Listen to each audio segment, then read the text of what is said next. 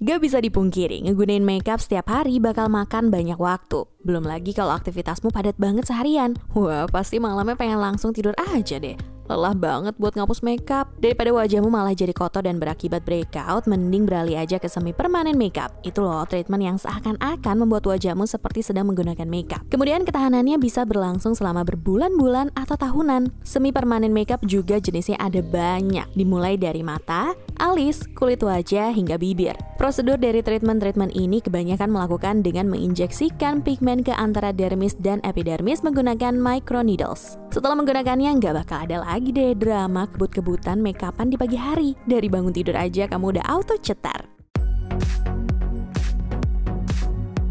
Gak semua orang terlahir dengan alis tebal yang rapi. Banyak juga yang memiliki alis tipis, bahkan bisa dibilang botak. Untuk mengatasinya, kamu bisa menggunakan prosedur microblading brows. Di Indonesia sih sering juga disebut dengan sulam alis. Jika dibandingkan dengan tato alis, microblading brows ini hasilnya jauh lebih realistis dan berwarna natural. Makanya lebih banyak orang yang beralih ke microblading brows sekarang ini. Apalagi tato alis cenderung membuat warna alis lama-kelamaan berwarna kehijauan. Microblading brows itu tampak realistis karena hasilnya yang dapat menampilkan efek serat-serat seperti bulu alis sungguhan. Selain itu, warnanya juga cenderung gradasi dengan bagian depan yang agak tipis dan perlahan-lahan menebal ke bagian belakang. Prosesnya pun cukup manual karena diukir satu persatu menggunakan microneedle. Gak perlu khawatir sulam alis ini gak cocok dengan kamu karena bisa di-request sesuai kebutuhan. Requestnya berdasarkan ukuran panjang, warna alis, ketebalan, dan juga bentuk. Prosedur ini lebih direkomendasikan bagi kamu yang kulitnya kering ke normal ya, beauties. Emang sih, kulit berminyak bisa juga mencobanya, tapi tidak akan seawet kulit kering dan juga kulit normal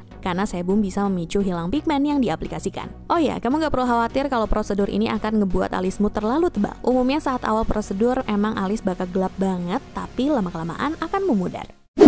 Masih dalam dunia peralisan, sekarang nih dia mau bahas pewarnaan alis yang juga direkomendasikan untuk kulit berminyak dan sensitif. Nama prosedurnya adalah micro shading brows. Berbeda dengan microblading yang menggunakan semacam pisau untuk membentuk serat-serat alis, micro shading lebih sering menggunakan alat elektrik. Tepatnya seperti tembakan kecil dengan jarum-jarum di dalamnya. Prosedur ini juga lebih lembut daripada microblading, makanya rasanya juga tidak sesakit microblading. Untuk hasil akhir, micro shading memberi kesan powdery seakan seperti sedang menggunakan eyebrow powder. Menurut Nidia, kesan powder ini membuat micro shading cocok dipakai buat kamu yang suka menggunakan makeup natural. Banyak juga permanen makeup artist yang mengkombinasikan microblading di area depan alis dengan micro shading di area belakang. Dengan mengkombinasikan, tampilan alis bakal lebih bagus karena tampak natural dan on point dalam sekali waktu. Sudah jelas namanya semi permanen makeup, pastinya prosedur ini tidak berlaku selamanya. Micro shading akan bertahan selama 1 hingga 3 tahun tergantung dengan seberapa baiknya kamu menjaga dan melakukan touch up. Kabar baiknya micro shading biasanya lebih awet daripada microblading.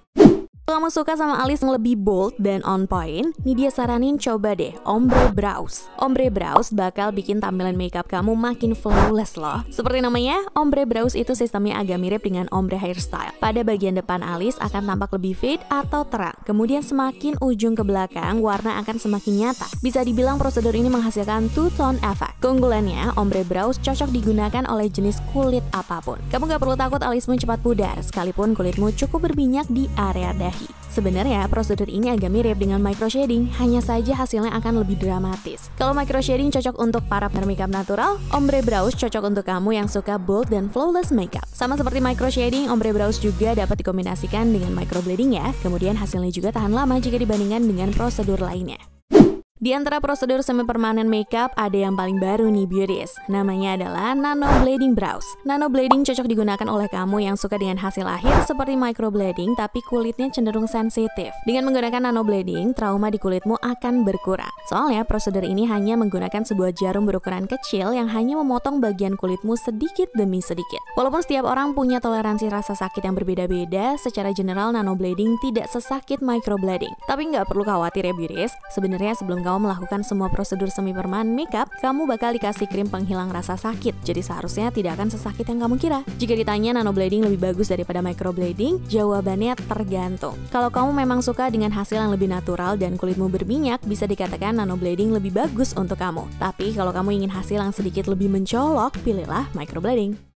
Merasa bibirmu terlalu kusam dan pucat? Mungkin ini saatnya kamu mencoba lip blushing. Dengan menggunakan prosedur satu ini, kamu nggak perlu lagi sibuk apply dan reapply lipstick untuk menutupi warna kegelapan pada bibir. Karena dengan lip blushing, bibirmu otomatis bakal tampak cerah pink dengan warna natural. Prosedur yang dilakukan dengan lip blushing adalah memasukkan tinta berwarna ke dalam bibir menggunakan jarum mekanik. Selain warna yang cerah, lip blushing juga punya banyak lebihan nih biris, seperti membuat bibir tampak lebih tebal tanpa operasi, membuat bentuk bibir lebih simetris, dan membuat warna bibir lebih merata apabila ada bekas luka atau faktor lainnya. Gak perlu khawatir bibirmu akan menor atau warnanya nggak cocok dengan kamu. Kamu bisa melakukan request dan konsultasi pada semi permanent makeup artist agar hasilnya lebih maksimal. Pastikan juga sebelum melakukan prosedur ini bibirmu dalam keadaan lembab ya biris, agar pengerjaannya lebih maksimal. Caranya dengan melakukan lip scrub dan menggunakan lip balm. Oh ya, walaupun kamu udah melakukan lip blushing, kamu tetap bisa loh menggunakan lipstick atau lip gloss di atasnya. Dia saranin sih pakai yang warnanya lebih tebal dari warna bibirmu yang sudah melakukan lip blushing, supaya warna lipsticknya tetap terlihat. Sebelum ini lanjut, jangan lupa untuk kamu like, comment, share, dan subscribe Pressbook Beauty Channel ya.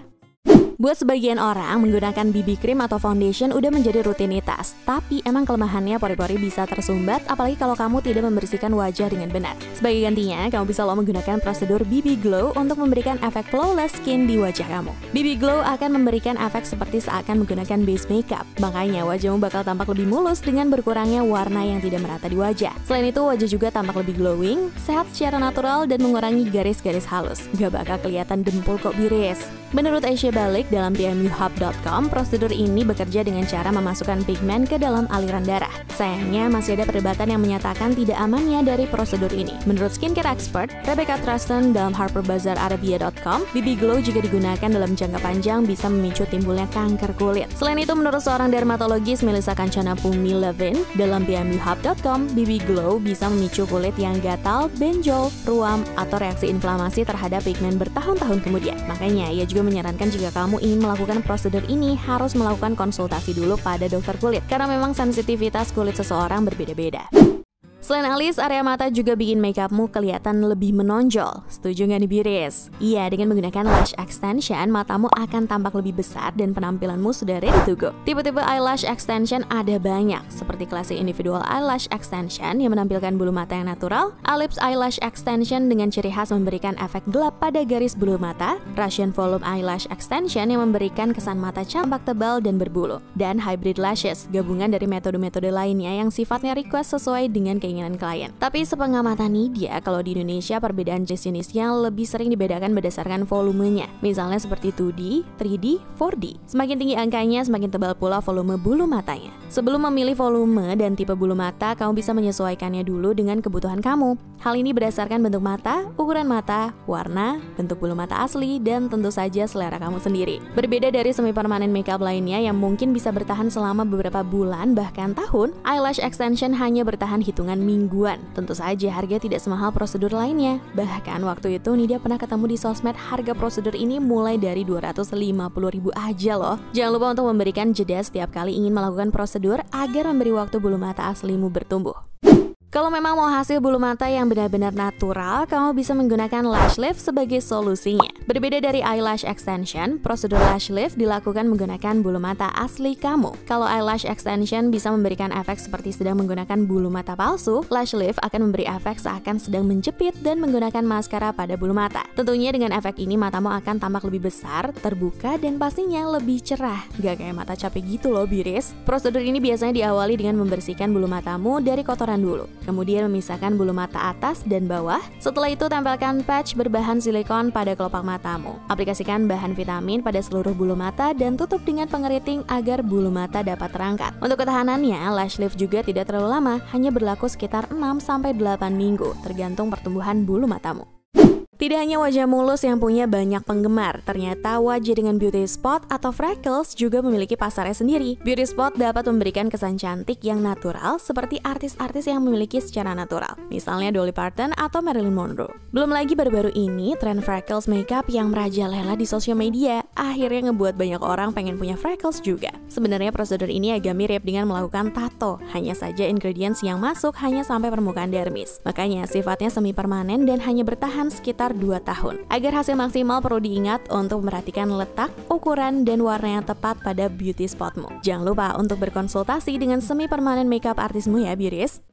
Loh, kok lagi bahas semi permanen makeup? Ini malah jadi permanen sih? Jangan kaget dulu, beauties. Walaupun namanya permanen, sebenarnya prosedur ini semi permanen kok, karena masih bisa hilang seperti prosedur-prosedur lainnya. Umur ketahanannya biasanya sekitar 2 tahun, tapi ada beberapa orang yang bisa sampai 5 tahun. Dengan menggunakan prosedur ini, kamu gak bakal kerepotan lagi ketika ingin bepergian. Mata kamu akan auto belo dan gak bakal ada drama eyeliner luntur lagi. Permanen eyeliner ini akan diaplikasikan pada area atas dan bawah garis bulu matamu. Jadi bukan terletak pada waterline. Emang sih area mata itu sensitif, apalagi case-nya kamu mau memasukkan warna pigmen. Tapi prosedur ini cukup aman dilakukan apabila kamu memilih semi permanen makeup artist yang sudah berpengalaman. Untuk mata yang sensitif dan tipis, mungkin kamu akan mengalami sedikit bengkak. Menurut Pirate Ava, seorang kosmetik tattoo specialist dalam Cosmopolitan.com, sensitif yang dimaksud di sini adalah mata yang mudah bengkak. Kalau misalnya matamu seperti itu, kamu bisa menggunakan tea bag hangat untuk mengompres matamu ya. Dengan menggunakan prosedur-prosedur semi permanen makeup, dijamin buat kamu yang aktivitasnya padat nggak bakal kewalahan lagi, beauties. Sekarang Nidia pamit ya, sampai ketemu di video selanjutnya. Cobalah.